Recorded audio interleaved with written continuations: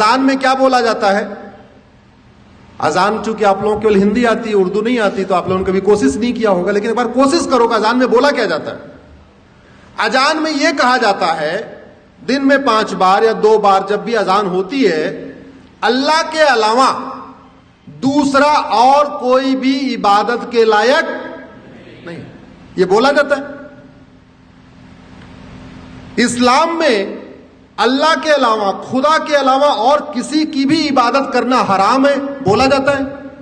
मदरसों में सिखाया जाता है, कुरान में लिखा है, हदीसों में लिखा हुआ है।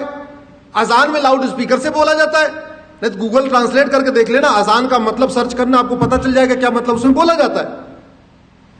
अगर अल्लाह के अलावा किसी और की इबादत करना हराम है, तो फिर मज़ारें क्यों बन रही हैं? फिर दरगाहें क्यों बन रही हैं? उत्तराखंड में देखते देखते पूरे जंगल के जंगल मजार दरगाहें कहां से बन गई।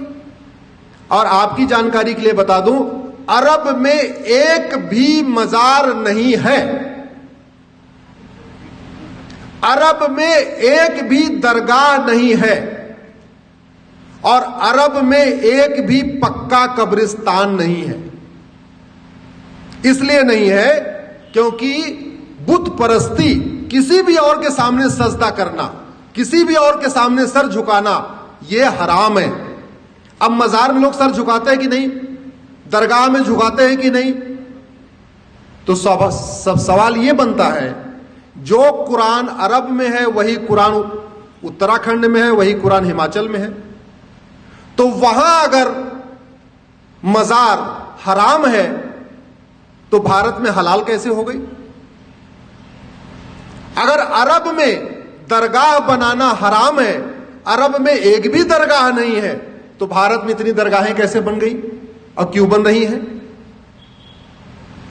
अगर अरब में एक भी पक्का कब्रिस्तान नहीं है, यह भी आपको जानकारी के लिए बता रहा हूं, बड़े बड़े शेख